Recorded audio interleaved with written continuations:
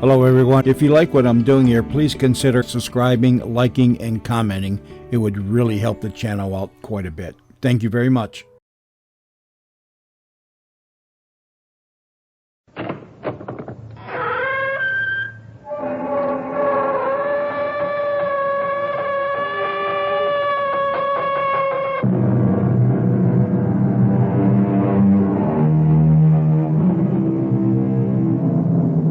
Come in. Welcome. I'm E.G. Marshall. When the pyramids were 1,000 years old, or somewhere about 2000 B.C., a tribe of wanderers, dissatisfied for their own reasons at the restriction and poverty of their lives, chose to migrate northward in search of a new and better life. The parallel between their migration and our own American drive westward is evidenced in the beginning and the ending of this classic story. Damn you, Abe, I just don't believe it. It was Sarah's own free choice, not my doing. It had to be your doing. And when I tell you the real truth, you won't want any soiled goods. She was my woman before she ever turned her eyes on you. That's a lie. You take that back or it don't make no mind who you are. You better reach for your gun. I don't take nothing back but what should belong to me. So reach.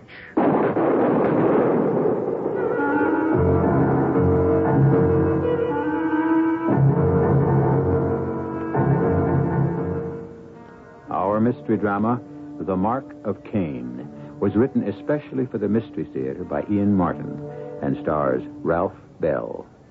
It is sponsored in part by Contact, the 12-hour cold capsule, and Buick Motor Division. I'll be back shortly with Act One. It is a magic moment. You are at your Buick dealer's, about to drive home in your brand new Buick LeSabre. It's lean and trim, classic lines. It looks quite unlike any full-size Buick you can remember. You get in. A heady new car smell surrounds you. Your LeSabre feels the way it looks, tight. You turn the wheel a little. No wasted motion in this car. Big brushed metallic gauges look back at you. That V6 engine is doing great. You rub your hand on the seat. 6 people could be really comfortable in here. You swing into your driveway. Your wife, the kids, the dog, everyone but the parakeet descends in the car and gets in. Off you go to nowhere in particular. Life and your new LeSabre are great. Maybe the dog shouldn't sit on the seats.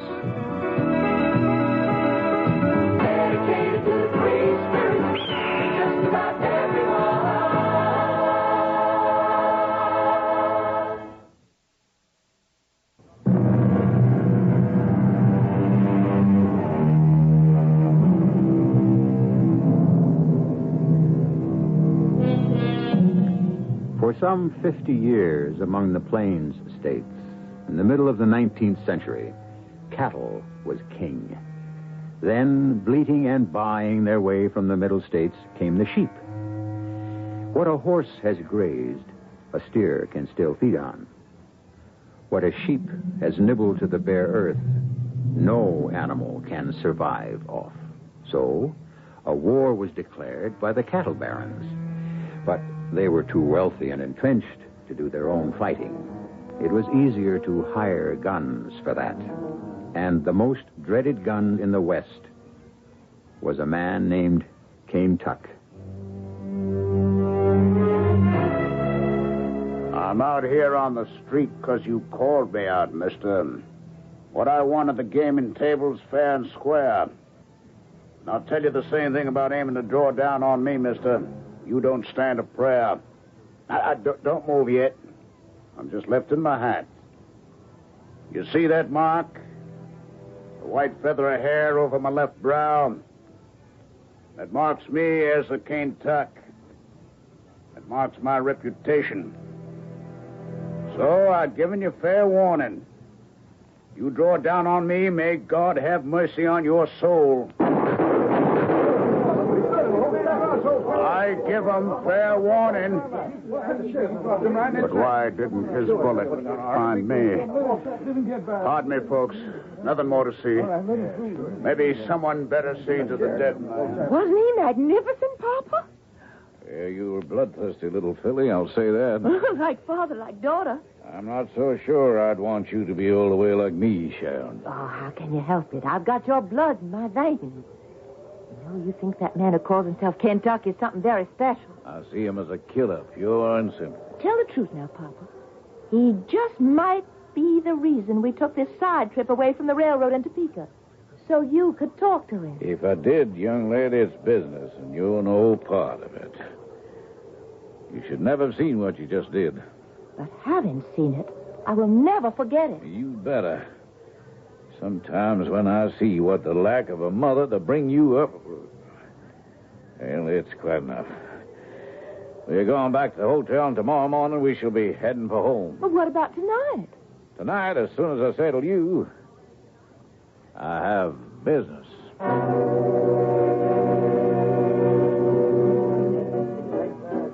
If you'll excuse me, sir, I'd like to buy you a drink. Why? Oh, I have some business I'd like to discuss with you. I drink alone. Maybe you notice there's nobody else around me. Well, I'd still like to buy you that drink. Perhaps we can talk business in my room at the hotel. It's my card, sir. Colonel Jared Creighton, Venture Ranch, Colorado Springs, eh? What are you doing in this little tank town, Colonel? Well, sir, I was on trip by railroad back from the east, bringing my daughter home from school. I believe you're just the man I've been looking for. You've heard of me? There ain't many of us in the West that don't know your name, Mr. Kentucky, and your reputation. And yet you'd still seek me out? Well, I'm here. Well, maybe I will have that drink with you, Colonel. I want to offer you a job, Mr. Tuck. Cain Tuck, one name. Stands for Kentucky, where I come from. Oh, no second name. I shucked that a long time ago, along with the power of other things. I do some wide and fancy roaming. One name's good enough. Maybe it's time you thought of putting down some roots. Who would want me? I would. What for? Well, now, I mentioned my name was Creighton of the Venture Ranch, the V-Bar C, that's our brand. Perhaps you've heard of it? I might. It's a mighty big spread. The high end of it is in the Colorado territory. Been in my family for 4 generations since we cleared out the Indians. But now we got 2 other hostile groups aiming to move in on our grazing land. The settlers and the sheepmen. Now, you ain't alone. All the way down from the Dakotas to Texas. The settlers we can handle, but some of the sheepmen are raising a bigger ruckus than their stock. And they're mighty hard to discourage. Yeah. I don't like any man that has anything to do with sheep. Well, I figured you'd see things like a right-thinking man, so I wanted to offer you a job. You want to buy my gun? Oh, I can hire me 100 guns, same on the other side, and the war goes on. They just cancel each other out. What I want to buy me is full-time protection. You think I can offer that? I think the name Cain Tuck can. I reckon they'll know enough not to tangle with you, and they'll stay off my property. There's a little more to my reputation perhaps you forgot, Colonel Creighton. Oh, what's that, sir? I'm a loner. I don't stop long no place because, well, let's say I got itchy feet. I'm gambling maybe that's because you never had an offer to stay on anywhere before in your business. That's why I'm making you an offer strong enough to maybe tie you down. You don't know the odds you're facing. I'm willing to take my chances, by God. Cursed from the earth, which hath opened her mouth to receive thy brother's blood from thine own hand, a fugitive and a vagabond shalt thou be in the earth. Kentuck? Kentuck, what is it? You all right? I've suffered enough. I don't understand. What? There's nothing to understand, Colonel. Looks as though he's not going to make it, Daddy. Our tarnation train is pretty near departure time. I didn't figure him to let me down. Well, I don't see why he just didn't ride up here to Topeka with us on the stagecoach. Why, honey, he had some other business to close up. Well, seems like old Iron Horse fixing to leave. Couldn't you get them to hold up just a piece for him? Now, you know, it appears to me you've got quite a bit of interest in that King Tuck. Well, he's almighty handsome. And kind of old for a little Eastern tenderfoot just finished his schooling. He's not that old. I bet he isn't even 35 yet. Oh, closer to 40, I'd reckon. Either way's far too old for you and outside your reach. Anyways, you got a man waiting for you back home. Lena Patterson? I haven't laid eyes on him for near 5 years. He didn't even have a beard when I left. Just a little old boy, same age as me. Same as you is right, Sharon. Just so long as he's on our side, trying to get his father straightened out. Why, if anyone had ever told me that Elisha Patterson would turn Daddy, into... he isn't coming. Maybe just as well things I had on my mind. Yes, he is. Here he comes. Howdy, Colonel Braden. What's it? Train's just about to leave. I thought maybe you'd ducked out on our handshake. I don't never back out on my word once given. Getting just the right price for my horse held me up. Well, we'd better get on board. Daddy?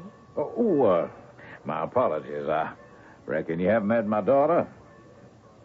My pleasure, Miss Creighton. I'm honored, Mr. Tuck. Just plain Kentuck, ma'am. I got no family name. Ain't got no family or home. Well, looks like maybe you'll have some of both from now on.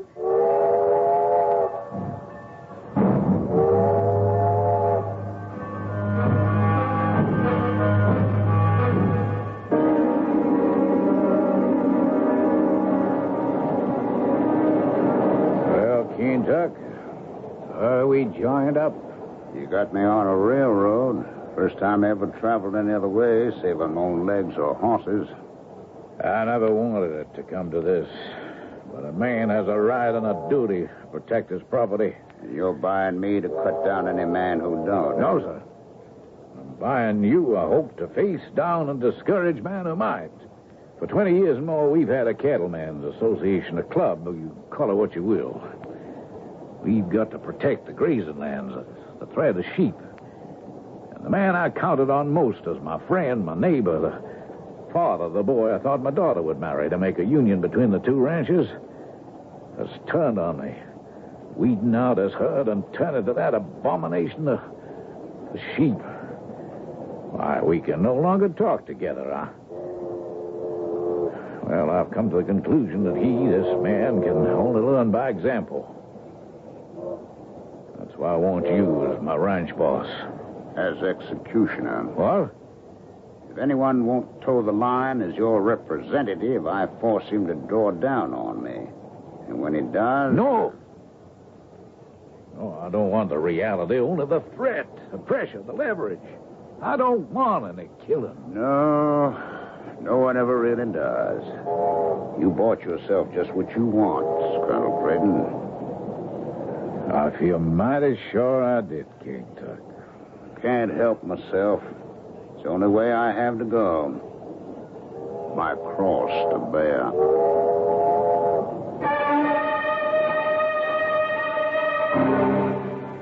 He sits there facing the colonel on the narrow train bench. Two coal-black eyes as empty and deep as the bottomless pit. His young old face is placid, but a man looking at him objectively could imagine that beneath the sun-leathered skin, 1,000 million nerves writhe and torture themselves. Who is he, this man who calls himself only Cain Tuck? I shall return shortly with Act 2.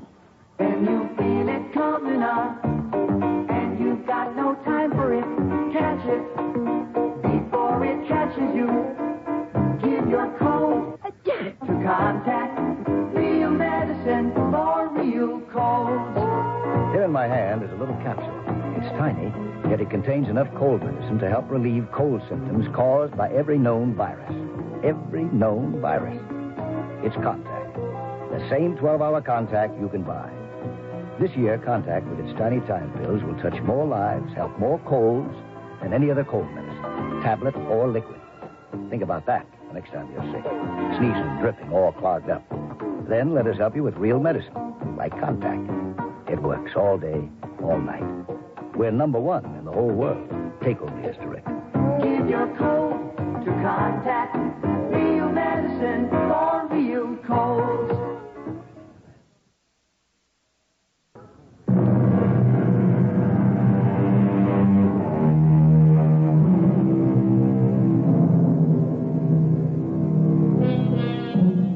The ranch house of the V-Bar C sprawled on 2 floors over a great area. Massive windows opening to the glory of the faraway Rockies. Between the mountains and the house were miles and miles of prairie, grazing lands. This was Creighton land. That is, if it was not totally owned on paper, at least by grazing rights established for 100 years, till the railroad brought the settlers and the sheep west. You sent for me, Colonel Creighton? Why, sure, Kent. Come on, join me. Sit down and have some breakfast. I already ate with the hands of the bunkhouse. Well, then, sit and have some coffee. You all shook down and settled? I reckon. Anything else you need? Nope. Except, when do I take over? Well, no hurry for that, son. I mean, Buck Willis been my ranch boss a long time. No sense rushing him off to pasture. Besides, I got more important plans for you right now. All right, shoot. No. I'm hoping it won't have to come to that. I'm kind of trusting to the sound of your name and your reputation to avoid bloodshed. Who's pressing you, Colonel? Kentuck, just look out from this room. That's Creighton land out there, has been for over a century. That's cattle land. They call us cattle barons, but the real royalty is that steer you can see in clumps wherever you look, long or shorthorn. This is his land. And now there's a power of people trying to encroach on what me and my forebears carved out of the wilderness, and I don't take kindly to poachers. I want to drive them off. With one gun? If it's a big enough one and packs enough power, those are coyotes feeding off what men had the courage to conquer. You face them down and they'll run. And if they don't? Cut them down. Where do I start? Oh, I'll give you all names. There's just one I want you to lay off of. And that's who? Elisha Patterson. Why? For 25 years, we were friends. Close as that word can mean. Why, his son and my daughter promised to each other. We were going to partner the ranches, make us the biggest spread outside of Texas. And then what happened? Oh, well, I'll give him this much credit. The drought has hit him bad these last years, but I never thought he'd turn to sheep as the answer. I still hope to drive some good bonehead common sense into him. I'll tell you something true, Kentuck, and you hold it just between us. Well, I'll tell you the same. I carry enough secrets myself already. I have no need to take on any more. One reason I went back east to bring Sharon home was I needed to check with them fancy Eastern doctors. Make plumb sure. I ain't got long to live, and I aim to make certain sure my daughter's future is secure. I thought I'd set it up through Elisha to son Enoch. Now I got to hedge that bet. So you take your gun and your reputation into battle, and you save the venture spread. And someday soon, I promise you at least a part of it's going to be yours.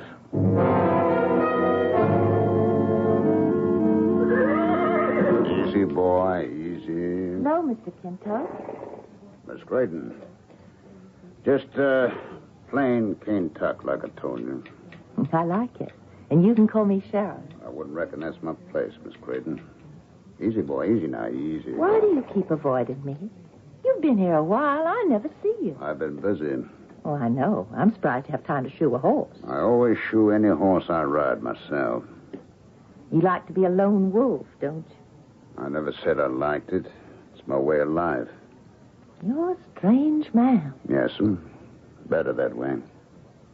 Are you telling me the stories are true? What stories would those be? Oh, Lau Peterson up by Colorado Springs. He got shot in the head, and his house burned to the ground. If you're asking me, did I do it? No. But everyone says you warned him off. told him to build a fence to hold his sheep in. Yes, sir. What do you mean, yes? Did you tell him that? I surely did. I'm your father's ranch boss. It's my job. It's not your job. Buck Willis has been ranch boss ever since I can remember. Yes, sir. Will you stop saying that? What? Yes. Why?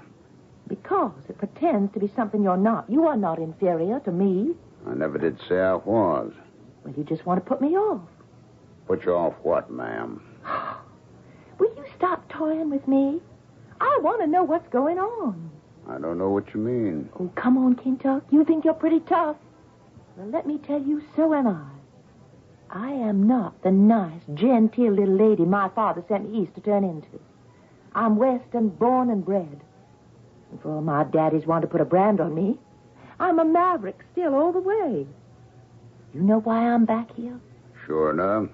To marry up with Enoch Patterson, so the Leave RC and the Circle P ranches can join up and be the biggest spread north of Texas. That is my daddy's idea.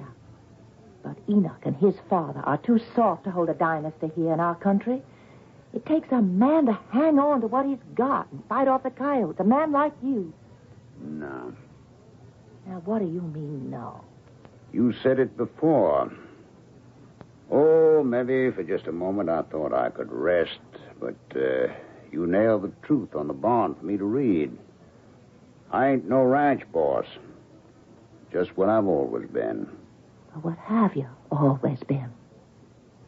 A killer, ma'am. No. It's on the record. In fair fight. In your own defense. In my own defense, yes. In spite of me, in my own defense. What are you trying to say? Well, I don't reckon anything I could say would make sense, Miss Sharon. I wish I was just like any other man. I surely do, but the way things is... Sharon, I've been looking everywhere for you. What are you doing down at the corral? You going riding? no, Enoch. I was just talking to Kentuck. Oh, yeah. Hi. You're the new hand. Ranch boss.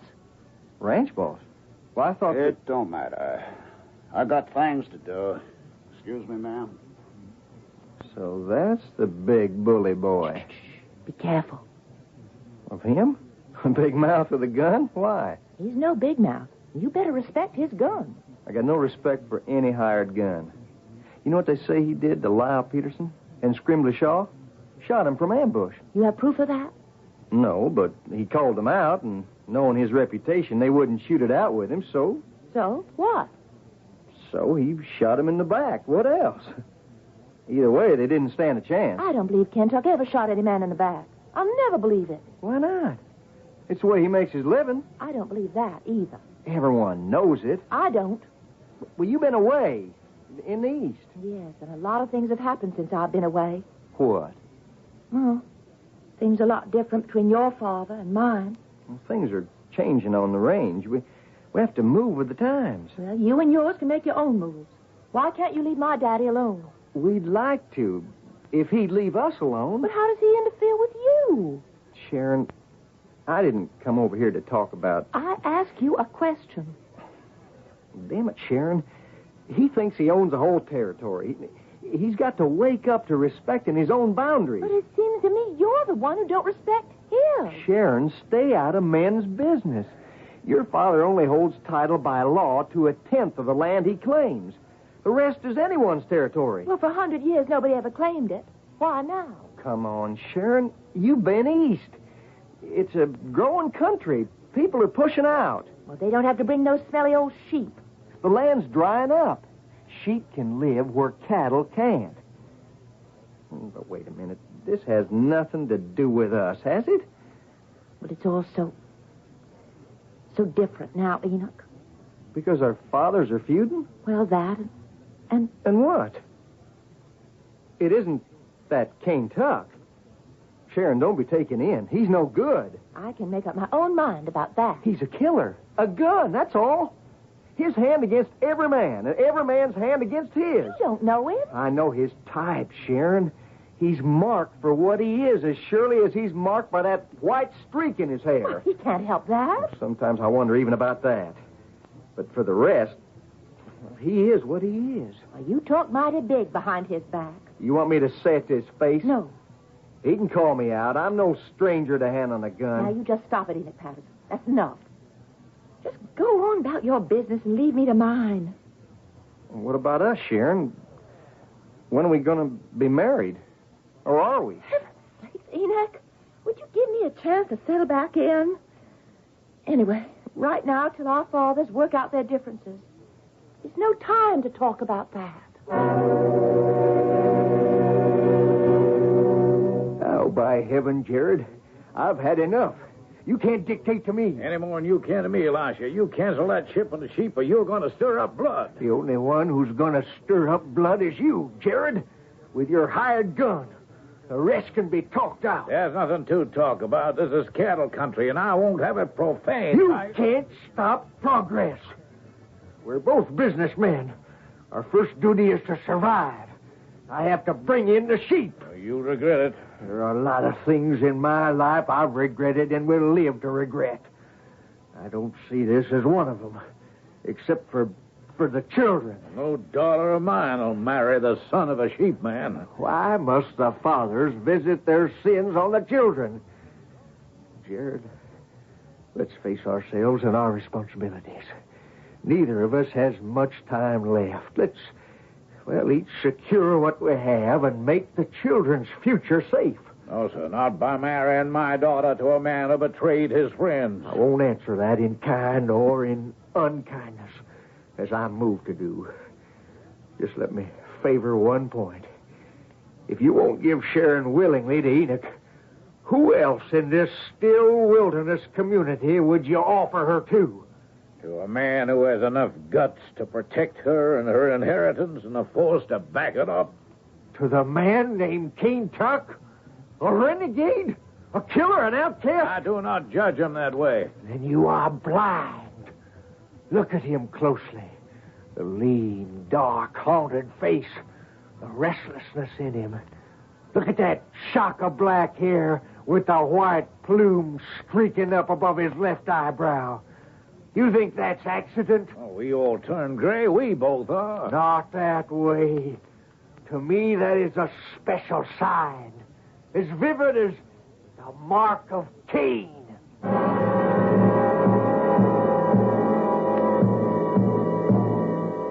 It is said in Genesis chapter 4, verse 15, "And the Lord set a mark on Cain, lest any finding him should kill him."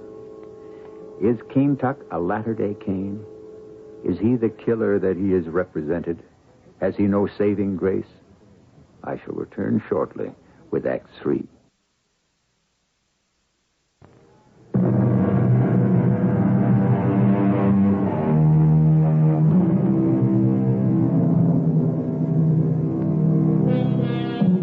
Behold, thou hast driven me out this day from the face of the earth, and I shall be a fugitive and a vagabond in the earth. Genesis 4:14. And a man named Cain Tuck migrated from his native state to end up in the territory of Colorado, a man who was a wanderer by destiny and a killer by trade, and who, for the first time in his life, was about to be offered the love he had always been denied. You're so quiet tonight, Elijah. What is it? Got a load on my mind, Sarah. Well, we could always share it before as husband and wife. Why not now? It ain't woman's business. Which means fighting and killing. What else isn't? My darling, there was enough of that in your life, wasn't there? I thought we'd been able to bury the past, but it seems we haven't. Why, Elijah? Well, Jared has signed himself on a new hand, a bully boy. Already, though we can't prove it, this man has been guilty of, or at least responsible for, the deaths of 3, maybe 4 of those of us who opposed Jared. Well, why do you let him get away with it? Why don't you make up a posse? Run this hired killer out of the territory? Why not? Except that we consider ourselves men of honor and abide by the rules of our society. As I said, in most cases, we can't prove he killed a man, and in the one case we can, it was a fair fight. Fair fight. Like my Abe was killed all those years ago. I thought we'd put all that behind us. Oh, darling Elisha, yes, of course we have. You know I'm all yours. You're my only true love. And that Enoch thinks of you as his own father, even though... Hush. That's past history. Trouble buried and forgotten, just as I want you to forget the ones I brought up today. But I'm afraid for you. If you're not next, you must be on the list. And you're no gun handler. I'm less afraid for myself than I am for Enoch. Why him? Well, I think this gunslinger, though he's old enough to be her father, has caught Sharon's eye. And with Jared turned against me the way he is, he just might favor the Cain Tuck over Enoch. The who? Cain Tuck. The name he goes by. The only name he uses. Probably afraid to let a body know his real one. What is it, sir? You've gone white. White as a sheet. You all right, honey? I'm all right. Tell me, would this Cain Tuck be at the Venture Ranch today? I reckon. Why? Nothing. I'd just like to see what a real killer looks like.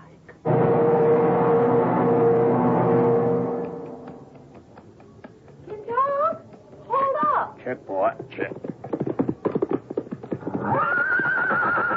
Anything wrong, Miss Creighton? No, where you headed? Oh, just riding out a piece. Mind if I join you? Kind of hankered to be alone. Oh, that's not polite. Don't you like me? That's beside the point. Then can I ride with you? If you can keep up, yep.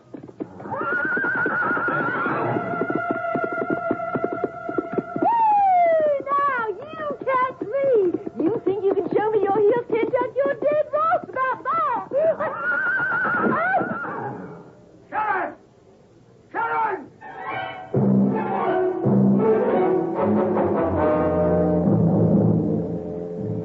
Sharon! Sharon. Yes? Are you all right, Sharon? Oh, Kentuck, I declare. You called me by my given name. Oh, never mind that. Are you all right? I never felt better.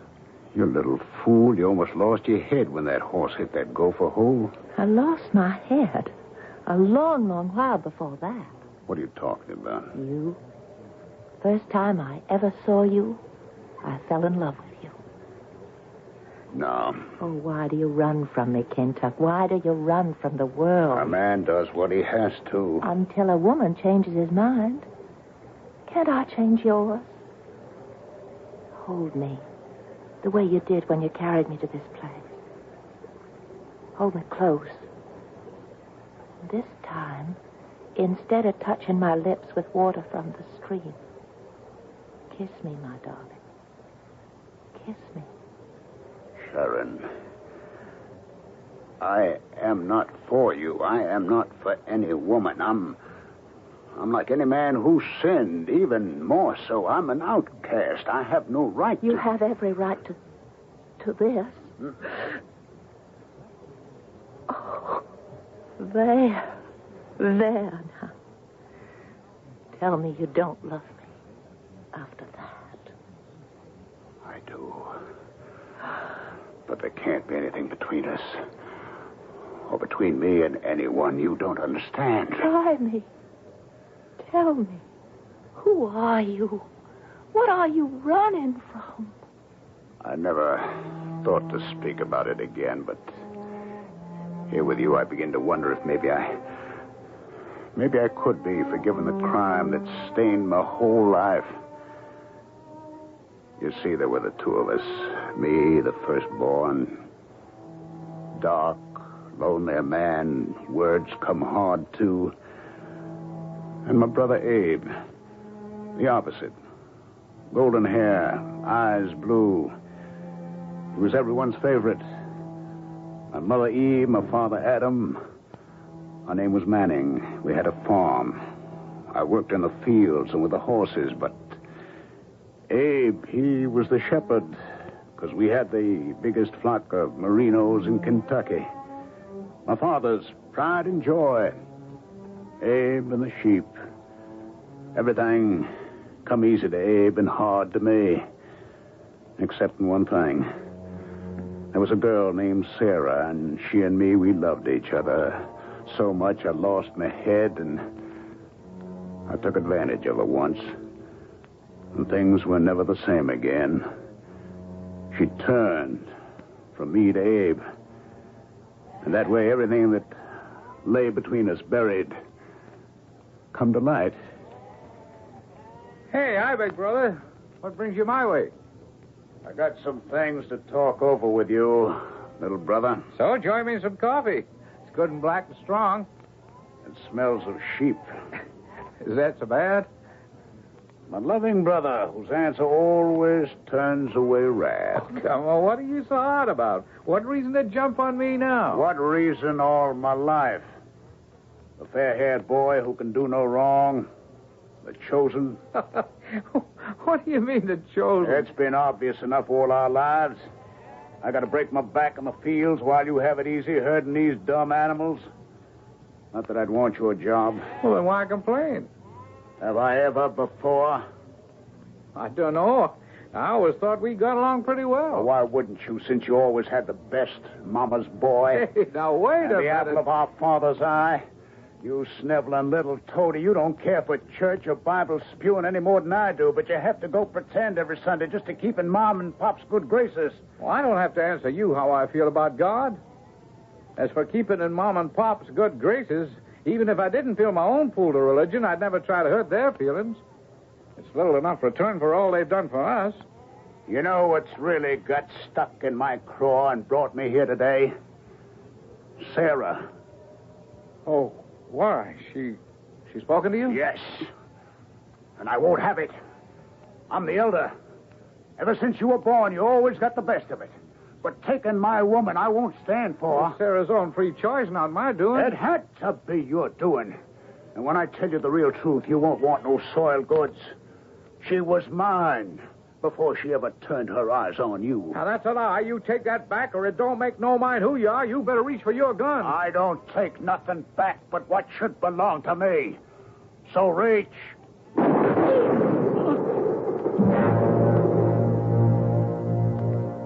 I stood there, the gun still smoking in my hand. And I looked down on my fair-skinned brother whom I had slain. There was a black fog in my mind. I was more than half mad. I was blind and deaf to a world I wanted to turn off. And suddenly, that great and terrible voice first sounded in my ear. What hast thou done? The voice of thy brother's blood crieth to me from the ground. And now art thou cursed from the earth, and I shall set a mark upon thee, lest anyone finding you should kill you. I left my home, covering my tracks, took only the name Kentuck to myself, and have wanted ever since, every man's hand against me, waiting and praying for death. Only that's the one thing the Lord will let no man bring me. Poor Kentuck. No wonder you hide from everyone. But you can't hide from me. It's time for me to move on again. Then I'll go with you. Now, don't tempt me. You won't get the chance. What are you doing here? I saw you follow him, so I followed you. Now, you stay out of this. Oh, no. This is showdown time. Oh, what do you mean? You can't treat me like some kind of possession. Where I go, what I do is my own business, my own decision. It isn't only you. There are other people to protect against this man. What other people? My father. I don't want him shot in the back like the others. Now, boy, you listen to me and listen good. I shoot no man in the back. I don't have to. Face to face, no man can kill me, so don't get any ideas. I already got him. I'm calling you out. And I warn you, I'm nearly 20 years younger than you and faster on the draw. This time you met more than your match. Don't try to test it. Tuck! Don't you do it! Enos, keep your hand off your gun. Tuck. Sarah. You still recognize me after all these years. You still recognize me? If I didn't know you any other way, I would know you for the mark you carry, the mark of shame. Yes.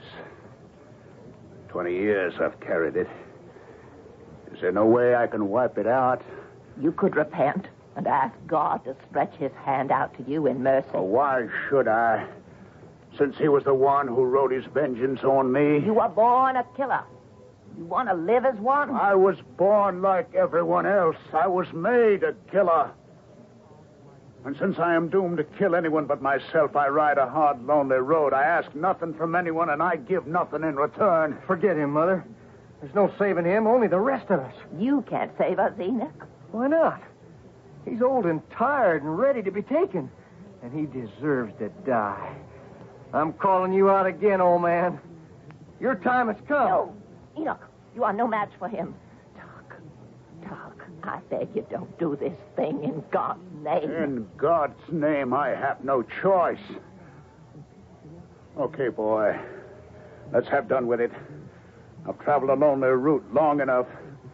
Sharon offers me sanctuary and home at last. I'm ready to fight for it, even if you have to die. Your own son. Go for your gun. What did you say? You took me against my will. The son I bore was not by my present husband or by Abe, who never even knew me. Enoch is your own flesh and blood. Don't draw, son. Wait. No. Too late. If I can't have Sharon, damn you, you never will. For her sake, we're all better off dead. Draw. No. God, please, no. Not kill my son. Have I not suffered enough? Have you no mercy?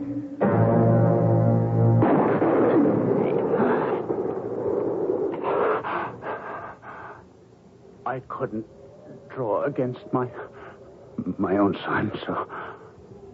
My dear Lord, let me come home to rest at last.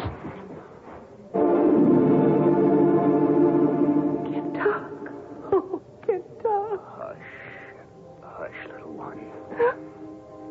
Give me your love, but only as it should be a daughter. Take my son and become my daughter and live in happiness. You never drew your gun. Thank you for drawing yours. My son, for now, the end of a long road that had no ending. It's here.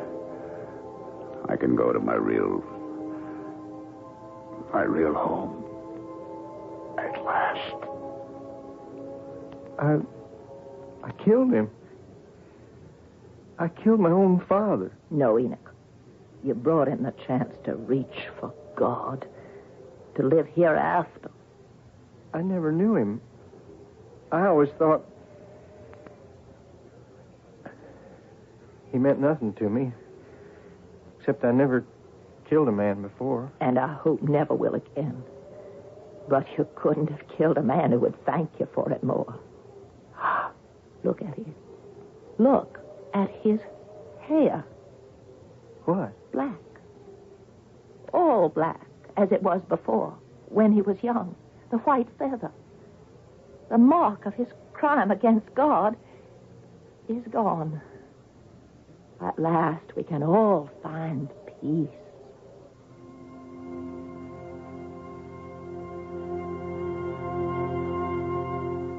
The Lord our God may be a God of vengeance, but he is also merciful. I quote Ecclesiastes 12, verse 1. Remember now thy Creator in the days of thy youth, when the evil days come not, or ever the silver cord be loosed, or the golden bowl be broken. Then shall the dust return to the earth as it was, and the spirit shall return to God, who gave it. I shall be back shortly.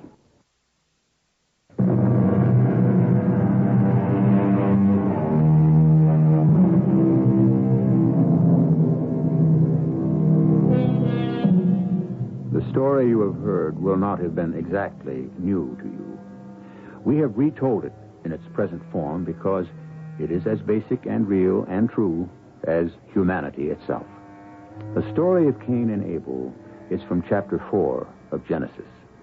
We have, with reverence and some license, brought you a modern version because we truly believe that 4,000 years have not changed one iota basic conflicts and human relationships. The Bible, its story and its teachings are as alive today as they were 2,000 years ago. Our cast included Ralph Bell, Marian Seldes, Ian Martin, and Bob Caliban. The entire production was under the direction of Hyman Brown. And now, a preview of our next tale. She flirts with death. Why? That night, and every night, I went to the Gilded Cage. And I sat there, breathless, in a state... how else can I say it? Delicious terror, as the lethal knives flew through the air and came to rest against, but not in her body, forming a deadly halo around her head, a lethal collar around her neck. Finally, one evening, scarcely knowing what I was doing, I found myself backstage at Monsieur Delacroix's dressing room door. How I got there, I could never tell you. Basically a very shy person, but there I was. And before I knew it, I had knocked on the door, and it opened. Radio Mystery Theater was sponsored in part by Buick Motor Division and Contact. This is E.G. Marshall inviting you to return to our Mystery Theater for another adventure in the macabre. Until next time, pleasant dreams.